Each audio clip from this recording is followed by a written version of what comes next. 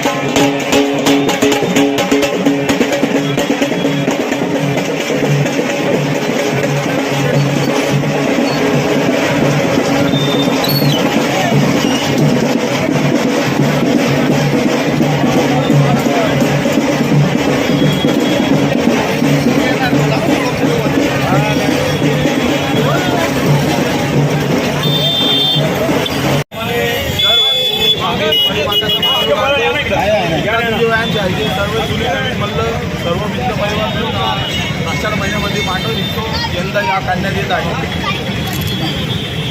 खंडेराव मंदिरापासून चौथी गल्ली मरीमाता मंदिर आणि 6व्या गल्लीत 7व्या गल्लीचं मरीमाता मंदिर तिथे मरीमाताचा आयर देण्यात येतो दरवर्षी।